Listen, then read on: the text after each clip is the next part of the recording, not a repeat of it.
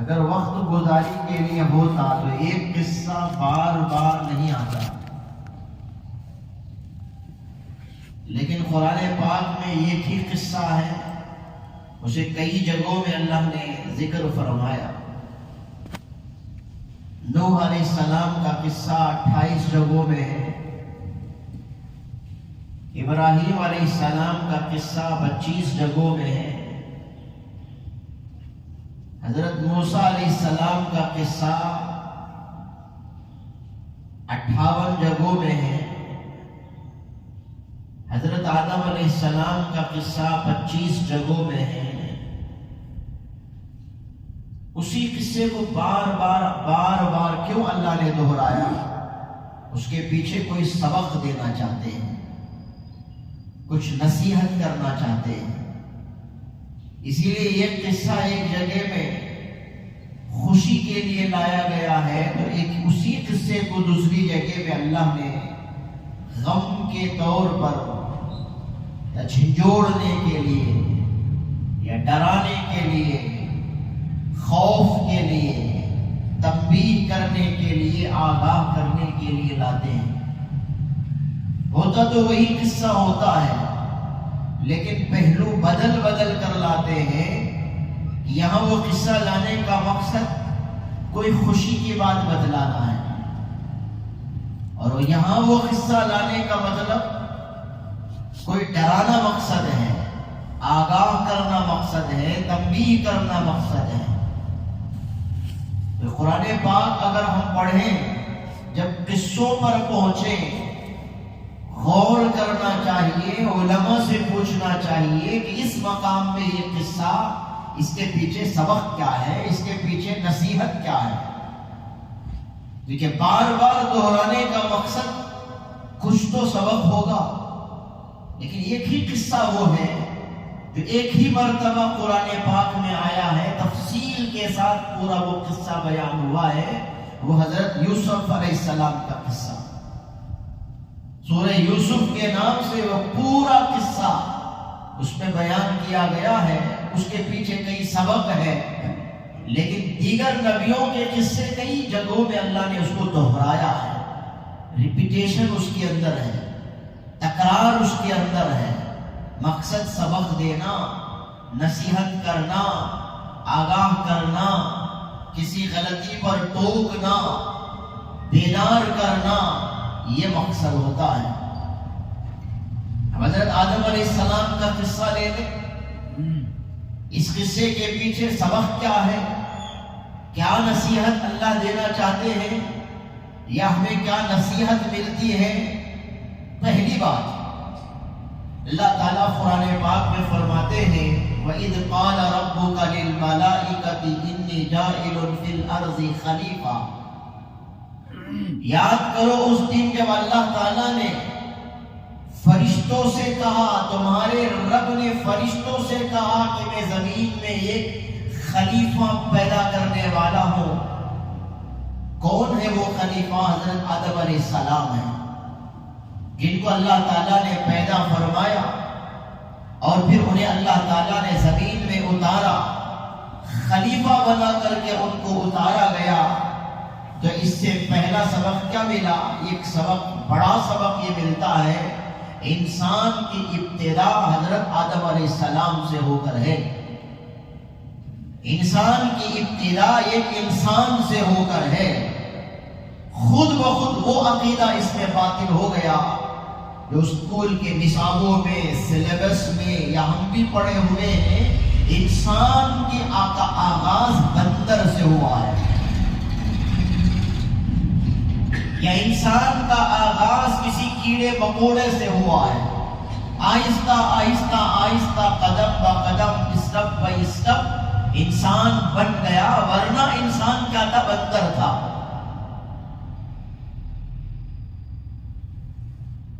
ہم نے بھی کتابوں میں پڑھا ہے مسئلہ، ایک سبق سوشل سائنس میں آپ نے بھی دیکھا ہوگا کہ انسان کا جو آغاز ہوا وہ بندر سے ہوا ہے، لیکن قرآن پاک سے ہمیں سبق ملتا ہے کہ انسان پہلے بندر تھا، بعد میں وہ انسان ہوا۔ ہرگز نہیں ہے، یہ غلط نظریہ نظریہ ہے، یہ غلط عقیدہ ہے، یہ غلط سوچ ہے۔ انسان کا آغاز انسان سے ہوا ہے، انسان کا آغاز حضرت آدم علیہ السلام سے ہوا ہے۔ یہ بڑا سبق ہمیں ملتا ہے۔ اگر یہ سبق ہم کو نہ ملتا تو ہم بھی یہی سوچتے، ہاں ہو سکتا ہے کہ انسان پہلے بندر رہا ہو، آہستہ آہستہ چہرہ بدلتے بدلتے بدلتے اس شکل میں انسان آ گیا ہو۔ اس میں اس کا رد ہے۔ انسان پہلے بندر تھا، بعد میں انسان ہوا، ایسا نہیں ہے۔ انسان پہلے بھی انسان ہی تھا، انسان ہی سے انسان پیدا ہوا ہے، انسان ہی سے انسان کی شروعات ہوئی ہے۔ حضرت آدم علیہ السلام سے انسان کو اللہ نے شروع فرمایا ہے۔ یہ سبق ہمیں اس سے ملتا ہے، تو یہ سبق ہمارے ذہنوں میں رہے، بچوں کے بیچ میں اس کا تذکرہ کرے۔ اسکول میں اگر یہ سلیبس آئے، یہ نصاب آئے، یہ مسئلہ آئے تو بچے سمجھ جائیں کہ نہیں یہ غلط ہے جو سلیبس میں ہے۔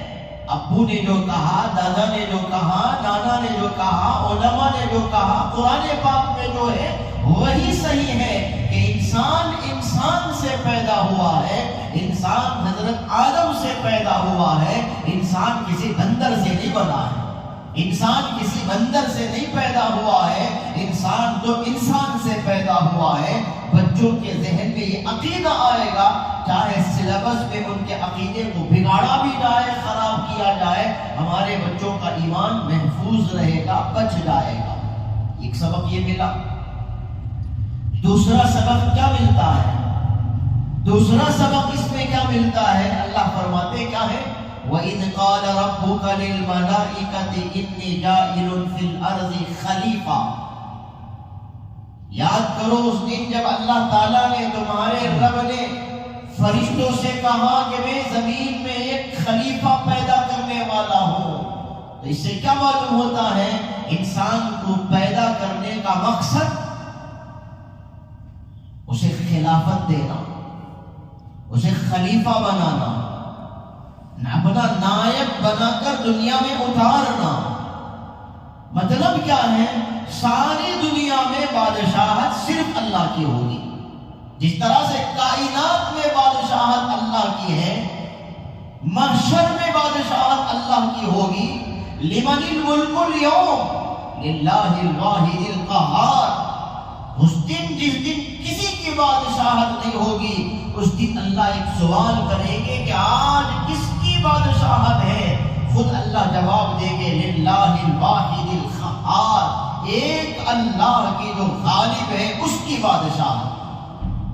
یہ تو محشر میں، عالم آخرت میں، لیکن دنیا میں بھی اللہ کی بادشاہت ہے۔ اس بادشاہت کو سنبھالنے کے لیے، حکومت سنبھالنے کے لیے نائب بنا کر انسان کو اللہ نے دنیا میں بھیجا ہے۔ ہمارے پیدا کرنے کا مقصد، ہمارے پیدا ہونے کا مقصد، ہم کو جو پیدا کیا گیا، انسان کو جو پیدا کیا گیا ہے، کس لیے پیدا کیا گیا؟ دنیا میں بادشاہت کرنے کے لیے، دنیا میں خلافت سنبھالنے کے لیے۔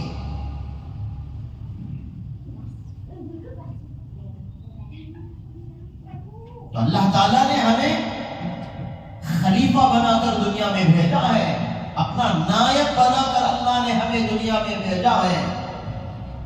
لیکن یہ نیابت ملے گی کیسے؟ یہ خلافت ملے گی کیسے؟ ہم اللہ کے نائب بن کر دنیا میں رہیں گے کیسے؟ وعد اللہ الذین آمنوا وعملوا الصالحات لَيَسْتَخْلِفَنَّهُمْ فِي الْأَرْضِ۔ اللہ کا وعدہ ہے ایمان والوں کے لیے اور اچھا عمل کرنے والوں کے لیے، زمین میں ان کو ضرور بھی ضرور اللہ خلافت عطا کریں گے۔ لیکن کسے عطا کریں گے؟ ایمان والا ہو اور اچھا عمل کرنے والا ہو۔ آج ہمارے پاس ایمان ہے، عمل نہیں ہے، جس کی وجہ سے ہم دھتکارے جاتے ہیں، ٹھوکر کھاتے ہیں، پریشان ہوتے ہیں، ہمارا استحصال ہوتا ہے، یا ہم پر ظلم کیا جاتا ہے، یا ہمیں ستایا جاتا ہے۔ اس میں قصور ہمارا ہے، ہم نے ایمان کو تو لیا ہے، اچھا عمل چھوڑ دیا ہے۔ اور جو ایمان ہے اس کے تقاضوں پر ہم نہیں چلتے ہیں۔ ایمان ہے لیکن کمزور ایمان ہے، کمزور ایمان کے ساتھ چلتے ہیں۔ ایمان کی قدر و قیمت ہمارے پاس نہیں ہے، ایمان کا مقام ہم نہیں جانتے ہیں کہ ایمان کتنی بڑی دولت ہے، یہ ہمیں احساس اس کا نہیں ہے۔ بہانے سے ہم ایمان کو چھوڑنے کے لیے تیار ہو جاتے ہیں، ایمان کے تقاضوں کو پامال کر دیتے ہیں، عقیدوں میں ہم کمزوری لے آتے ہیں۔ ہمارے بچوں کا ایمان کمزور، جوانوں کا ایمان کمزور، مردوں کا ایمان کمزور، عورتوں کا ایمان کمزور، بزرگوں کا ایمان کمزور۔ ہر زاویے سے اگر دیکھیں ہر ایک کا ایمان کمزور ہے، عقیدہ کمزور ہے، اللہ کے وعدوں پر ہمیں یقین نہیں ہے، اللہ کی وعیدوں پر ہمیں یقین نہیں ہے، جس کی وجہ سے ہم گناہ پر گناہ کرتے ہیں، نیکیوں میں پیچھے رہ جاتے ہیں۔ اللہ کے وعدوں کا یقین ہو لیکن وہ یقین نہیں ہے۔ اللہ نے جو وعدہ کیا قرآن پاک میں اس کا یقین نہیں۔ اگر یقین ہوتا تو ہم 100% قرآن پر چلتے۔ اللہ نے جو سزائیں سنائی اس پر ہمیں یقین نہیں ہے۔ اگر یقین ہوتی تو کیا ہوتا؟ گناہوں سے ہم بچ جاتے ہیں، گناہ پر گناہ کرتے ہیں، اس خیال سے کچھ ہونے والا نہیں، کوئی سزا وزا آنے والی نہیں ہے، کچھ پریشانی نہیں آئے گی۔ گویا کہ ایسا ہے کہ آخرت کچھ نہیں ہے، یہ سب پرانی باتیں ہیں، کچھ بھی ہونے والا نہیں۔ نعوذ باللہ، گویا کہ یہ سوچ ہے، گناہوں پر گناہوں پر دلیر ہوتے جا رہے ہیں، گویا کہ یہ بتاتے ہیں کچھ نہیں ہوگا کسی گناہ کے کرنے سے، اور عمل نہیں کرتے ہیں، نمازیں نہیں پڑھتے ہیں، روزہ نہیں رکھتے ہیں، زکوٰۃ نہیں دیتے ہیں، حج نہیں کرتے ہیں، مخلوق کی خدمت نہیں کرتے ہیں، ماں باپ کا خیال نہیں کرتے ہیں، سنت پر نہیں چلتے ہیں۔ کیا مطلب اس کا؟ ثواب کچھ نہیں ہے، نیکی یہ سب فضول باتیں ہیں، کچھ بھی ملنے والی نہیں ہے، نہ نیکی ملنے والی ہے، نہ ثواب پر یقین ہے۔ اگر یقین ہوتا تو کیا ہوتا؟ سنتوں پر عمل ہوتا، شریعت پر عمل ہوتا، دیندار ہم بن کر کے رہتے۔ وعدوں پر بھی یقین نہیں، وعیدوں پر بھی یقین نہیں، ہمارا ایمان کمزور۔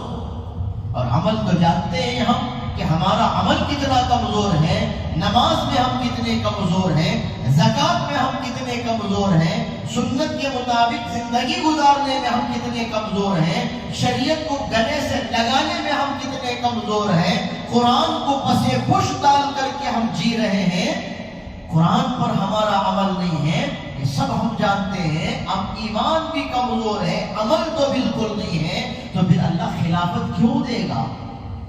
اللہ ہمیں مقام بڑا کیوں دے گا؟ صحابہ کو اللہ نے اونچا مقام دیا، بکریاں چرانے والے صحابہ تھے، اونٹ چرانے والے تھے، اللہ نے ان کو خلافت دی ہے، آدھی سے زیادہ دنیا پر انہوں نے حکومت کی ہے۔ کیسے کر لی انہوں نے؟ ایمان کے پاس تھا، اعمال صالحہ کے وہ پابند تھے، شریعت کے وہ پابند تھے۔ آج بھی اگر ہم ایسے ہو جائے نا، ہم زبان سے جو نکالیں گے وہ ہوگا، ہم جو سوچیں گے اللہ وہ کریں گے، ہماری خواہش کے مطابق اللہ تعالیٰ کریں گے، لیکن یہ کب ہوگا؟ ہم اپنی خواہش کو اللہ کی خواہش کے تابع بنائیں، کیونکہ ہم خلیفہ ہیں، اللہ اصل ہے۔ خلیفہ اپنے طرف سے کوئی کام نہیں کرتا، اپنی مرضی سے کوئی کام نہیں کرتا، وہ اللہ کی مرضی دیکھ کر کرتا ہے، اصل جو ہے اس کی مرضی جان کر کرتا ہے۔ آج ہم منمانی زندگی گزارتے ہیں، اپنی پسند کی زندگی گزارتے ہیں، اپنی خواہش کی زندگی گزارتے ہیں، جس کی وجہ سے ہم دھتکارے جاتے ہیں، ہم ٹھوکر کھاتے ہیں۔ تو منمانی زندگی نہ ہو، اللہ کی مرضیات کو جان کر، اللہ کس سے راضی ہوتا ہے، کس عمل سے راضی ہوتا ہے، کس دین سے اللہ راضی ہے، اس کو جان کر اگر ہم عمل کرنے والے بنیں گے تو اللہ کہتے ہیں وعد اللہ الذین آمنوا وعملوا الصالحات لَيَسْتَخْلِفَنَّهُمْ فِي الْأَرْضِ كَمَا اسْتَخْلَفَ الَّذِينَ مِن قَبْلِكُمْ۔ تمہیں اللہ دے گا خلافت، جیسے کہ تم سے پہلے والوں کو اللہ نے خلافت دی تھی، تم سے پہلے والوں کو اللہ تعالیٰ نے حکومت دی تھی، تم سے پہلے والوں کو اللہ تعالیٰ نے پاور دیا تھا، تم سے پہلے والوں کو اللہ نے طاقت دی تھی. وہ طاقت آج بھی اللہ دے سکتا ہے، کیونکہ اللہ طاقتور ہے، غالب ہے. وہ اللہ آج بھی دے سکتا ہے، لیکن شرط کیا ہے؟ ایمان ہو اور اعمال صالحہ ہو. اسی کام کے لیے ہم کو بھیجا گیا ہے، دنیا سنبھالنے کے لیے، دنیا میں دین پھیلانے کے لیے، دین کا تعارف کرانے کے لیے، دین کی پہچان کرانے کے لیے، اللہ کی بندگی کرنے کے لیے، عبادت کے لیے ہم کو بھیجا گیا ہے. وما خلقت الجن والانس الا ليعبدون. میں نے انسان کو اور جنات کو صرف عبادت کے لیے میں نے پیدا کیا ہے. ہمیں پیدا کرنے کا مقصد عبادت ہے، تابعداری ہے، فرما برداری ہے، اطاعت کرنا ہے. شریعت کے مطابق، سنت کے مطابق زندگی گزارنے کے لیے ہم کو دنیا میں بھیجا گیا ہے. اس سوچ کے ساتھ ہم زندگی گزاریں. اپنی خواہش کے مطابق زندگی گزارنے کے لیے یا نہیں بھیجا. اپنی خواہش کے مطابق زندگی گزارنے کا ایک وقت آئے گا انشاءاللہ، وہ جنت میں اللہ تعالیٰ اپنی خواہش کے مطابق جینے کا موقع عطا فرمائیں گے. لیکن یہاں وہ کام نہیں ہے، یہاں اللہ کی خواہش کو سامنے رکھ کر جینا ہوگا، قرآن کے مطابق زندگی گزارنا ہوگا، شریعت کے مطابق زندگی گزارنا ہوگا، سنت کے مطابق زندگی گزارنا ہوگا. تب جا کر کے اللہ تعالیٰ سب کچھ عطا فرمائیں گے. اور دوسرا سبق یہ ملا کہ ہمیں پیدا کرنے کا مقصد کچھ اور ہے، کھانے پینے کے لیے، کمانے کے لیے نہیں. اس کے لیے ہم کو نہیں بھیجا گیا، اس کے لیے ہم کو نہیں پیدا کیا گیا ہے. اور تیسرا سبق کیا ملتا ہے؟ جب اللہ تعالیٰ نے خلافت دینے کا ارادہ کیا، حضرت آدم علیہ السلام کو پیدا کیا اور آدم علیہ السلام کو دنیا میں اتارنے سے پہلے علم کی دولت سے ان کو نوازا. علم اللہ تعالیٰ نے آدم علیہ السلام کو عطا کیا. اس سے کیا معلوم ہوتا ہے؟ علم حاصل کرنا، دین سیکھنا، دین کا علم حاصل کرنا یہ بہت ضروری ہے. دنیا میں آنے سے پہلے ہی حضرت آدم علیہ السلام کو علم سکھلایا گیا ہے، کیونکہ علم ہی سے معلوم ہوتا ہے کہ اللہ کس سے راضی ہوتے ہیں اور اللہ کس سے ناراض ہوتے ہیں، اللہ کی رضامندی کس میں ہے اور اللہ کی ناراضگی کس میں ہے. یہ علم کی روشنی میں ہوتا ہے. علم حاصل کرنے کے لیے ہم کو دنیا میں بھیجا گیا ہے. علم کو گلے سے لگانے کی ضرورت ہے، علم دین سیکھنا ہے. اسی کو اللہ کے نبی نے فرمایا طلب العلم فریضۃ علی کل مسلم و مسلمہ. علم کی طلب کرنا یہ ہر مسلمان مرد اور عورت پر فرض ہے. فرض ہے، جیسا نماز فرض، روزہ فرض، زکوٰۃ فرض، حج فرض، ایسے ہی علم حاصل کرنا بھی فرض ہے. کیونکہ علم حاصل کرے گا تو نماز پڑھے گا، علم حاصل کرے گا تو روزہ رکھے گا، علم حاصل کرے گا تو زکوٰۃ دے گا، علم رہے گا تو گناہوں سے بچے گا. تو علم گناہوں سے بچنے کا ذریعہ ہے، اس لیے علم پہلے دیا گیا حضرت آدم علیہ السلام کو. لیکن آج ہم اس میدان میں بھی بہت پیچھے ہیں. علم ہمارے پاس نہ کے برابر ہے. دنیاوی علم کچھ سیکھ لیتے ہیں، لیکن دینی علم ہمارے پاس صفر ہے، نہ کے برابر ہے. ہم سیکھتے ہی نہیں، سکھانے والے علماء سے پوچھتے بھی نہیں، گویا کہ منمانی زندگی ہم گزارتے ہیں. بزرگان محترم، نوجوان دوستو، کہتا ہوں میں کہ علم حاصل کرنا چاہیے. علم ضروری ہے. علم ہی کے ذریعے سے معلوم ہو سکتا ہے کہ اللہ کس سے راضی ہوتے ہیں تاکہ وہ اس پر عمل کروں میں، اور اللہ کس سے ناراض ہوتے ہیں تاکہ اس گناہ سے بچ جاؤں میں. یہ علم حاصل کرنا ضروری ہے. تجارت کرتا ہے کوئی، تجارت کا علم پہلے حاصل کرو. بزنس شروع کرنے سے پہلے علماء سے رابطہ کرو. میں بزنس شروع کرنا چاہتا ہوں، اس کا حلال کیا ہے، اس کا حرام کیا ہے، کس طرح سے تجارت کرنے میں حلال کمائی آئے گی، کس طرح سے تجارت کرنے میں تجارت حرام ہو جاتا ہے، پہلے پوچھنا لیکن آج ہوتا کیا ہے، تجارت شروع کر دیتے ہیں، کہیں جا کر کے پھنس جاتے ہیں، دو پارٹنروں میں جھگڑا شروع ہوتا ہے، کہتا ہے میرا شیئر اتنا ہے، تیرا شیئر اس میں اتنا ہے، یا کہیں جا کر کے غلط راستے میں پڑ کر غلط آمدنی شروع ہوتی ہے، حرام کا کوئی مال آنے لگتا ہے، کبھی خدشہ شروع ہوتا ہے، پھر آ کر پوچھتے ہیں یہ کیا صحیح ہے؟ تو جواب دینا پڑتا ہے یہ تو حرام تجارت ہے، یہ گیمبلنگ ہے، یہ سٹا ہے، یہ جوا ہے، یہ پہلے ہی پوچھ لیا جاتا تو گناہوں سے بچ جاتے۔ لیکن آج صرف ایک ہی مسئلہ لوگ علماء سے پوچھتے ہیں، وہ ہے وراثت کا مسئلہ۔ کسی کا انتقال ہو گیا، والد کا انتقال ہو گیا، والدہ کا انتقال ہو گیا، اتنا مال انہوں نے چھوڑا، مفتی صاحب اس مال کو ہم آپس میں کیسے بانٹیں؟ سوائے اس مسئلے کے کوئی مسئلہ آج علماء سے نہیں پوچھتے۔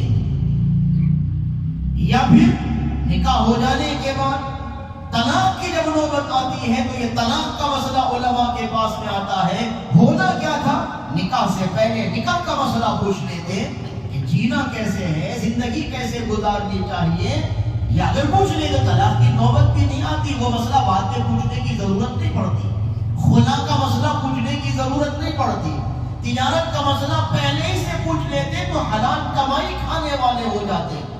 جاب میں جانے سے پہلے مسئلہ پوچھ لیتے کہ یہ جاب مجھے لگ کر ہے، کیا میں یہ جاب کر سکتا ہوں کہ نہیں کر سکتا ہوں، لیکن کوئی نہیں پوچھتا۔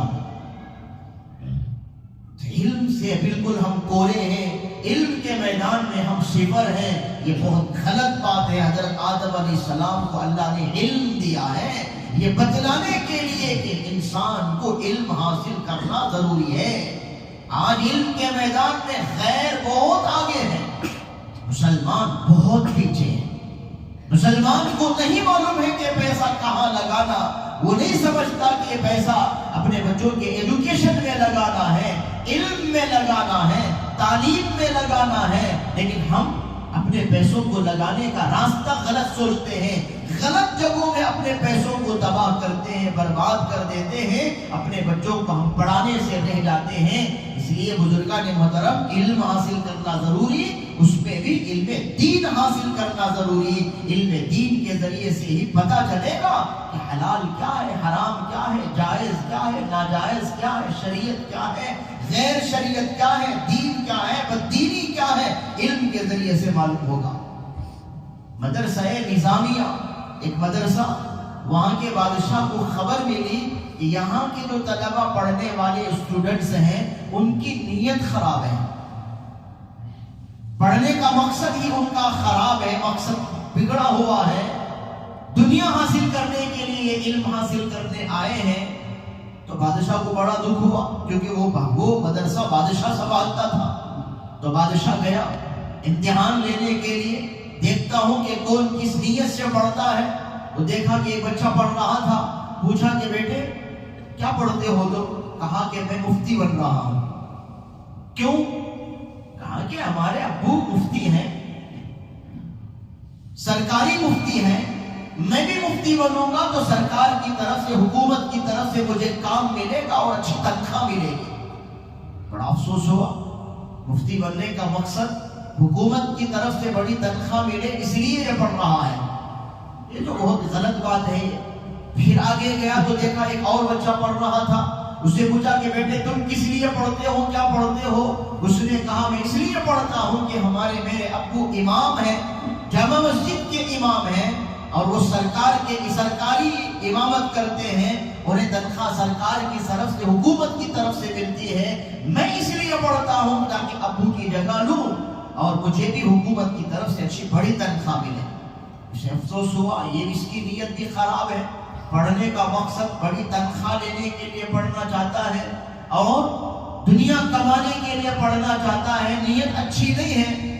کئی طلبہ سے پوچھتا گیا، سب نے کسی نہ کسی انداز سے دنیا کو پیش کیا۔ آگے گیا تو ایک طالب علم، دل میں خیال آ گیا مدرسے کو بند کر دینا چاہیے، مدرسے کو بند کر دینا چاہیے۔ دل میں خیال آیا، اتنے میں دیکھا کہ ایک لڑکا بیٹھ کر کے پڑھ رہا تھا، یہ قریب جا کر کے کھڑے ہو گئے، لیکن وہ لڑکا سر اٹھا کر دیکھنے کے لیے بھی تیار نہیں، پڑھتا رہا۔ بادشاہ نے کہا کہ بیٹے میں تمہارے سامنے کھڑا ہوں، بادشاہ وقت ہوں میں، ایک نظر دیکھ تو لو۔ اس نے کہا میں پڑھنے آیا ہوں، کسی کو یہاں دیکھنے کے لیے نہیں آیا، مجھے بہت پڑھنا ہے، میرا سبق بہت زیادہ ہے، استاد کو سبق سنانا ہے۔ ٹھیک ہے، ایک سوال کرتا ہوں، وہ سوال کا جواب دے کر پھر تم پڑھنے میں لگ جانا۔ پوچھو جلدی جلدی پوچھو، کیا ہے تمہارا سوال؟ پوچھا کہ تم کس لیے پڑھتے ہو، پڑھنے کا مقصد کیا ہے؟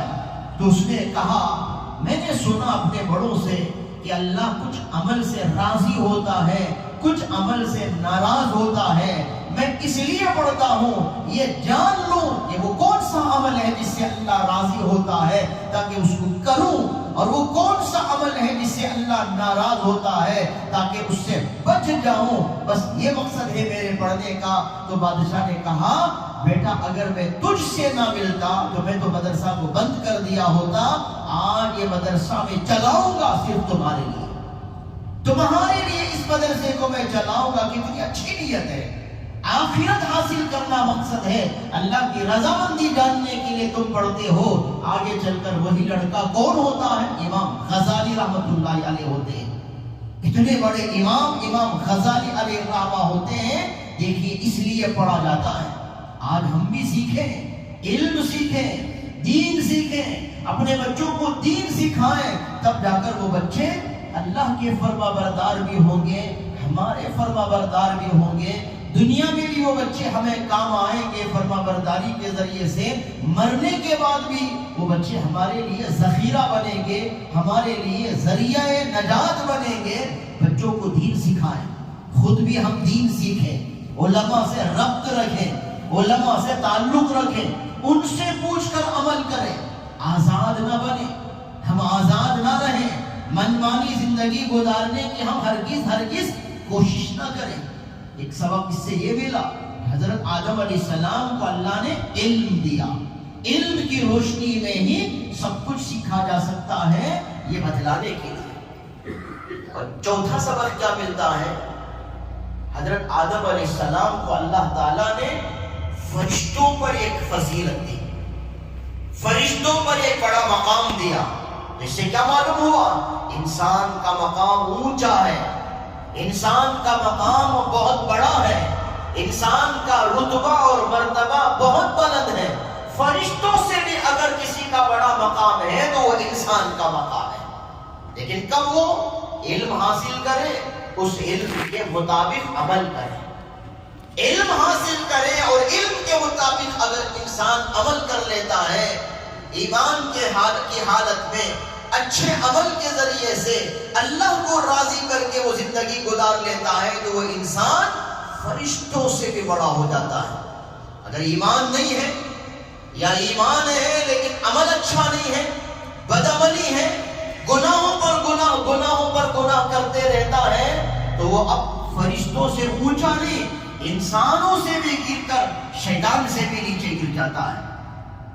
اگر انسان چاہے تو فرشتوں سے اونچا مقام لے سکتا ہے، اگر نہ چاہے تو انسان شیطان سے زیادہ نیچے گر سکتا ہے۔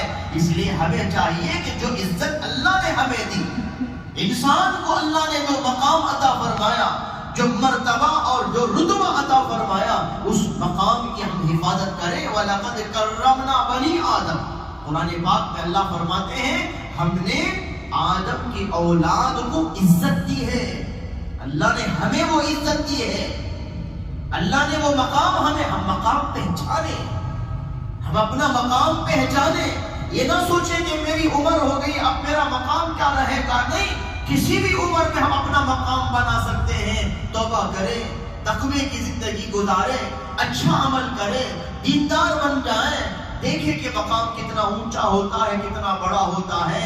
اپنے اندر کی غلطیوں کو ٹٹول کر اسے درست کرنے کی فکر کریں، کون سا عمل چھوٹ رہا ہے جائزہ لے کر وہ عمل کرنے والے بن جائیں، کون سی سنت چھوٹ رہی ہے بیٹھ کر کے سوچیں، اس کی ایک فہرست نکالیں، میری زندگی سے یہ عمل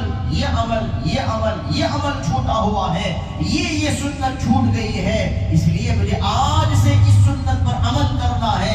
یہ اگر طے کر لیں گے، اور میں دن بھر میں یہ گناہ کرتا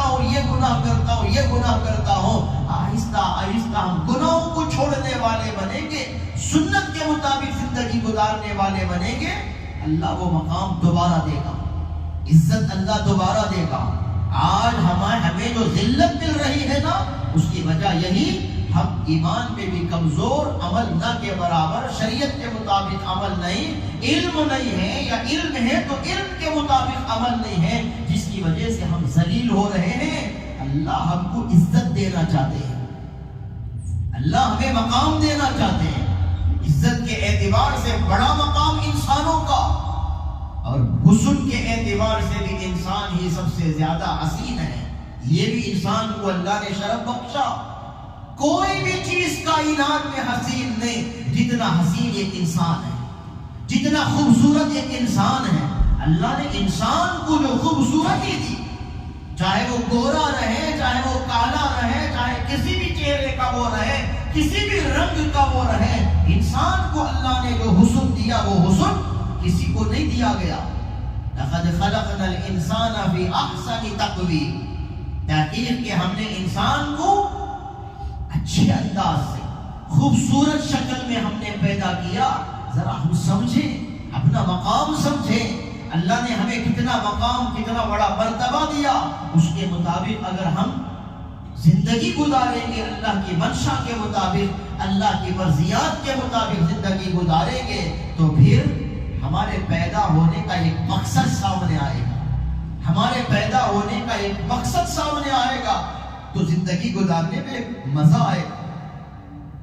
اور موت کے وقت موت آسان ہوگی, پھر عالم برزخ میں ایک اچھی زندگی ملے گی, پھر عالم محشر میں اللہ ایک مقام دے گا, پھر اللہ تعالیٰ جنت کا فیصلہ فرمائیں گے. سبق ہم کو حضرت آدم علیہ السلام کے قصوں سے لینا ہے. یہ کل 4 سبق ہوئے, اور مزید 6-7 سبق حضرت آدم علیہ السلام کے قصے سے ہمیں کیا کیا ملتا ہے. زندگی باقی تو بات باقی, وآخر دعوانا الحمدللہ رب العالمین. بزرگان محترم, مسائل کا سلسلہ چل رہا تھا.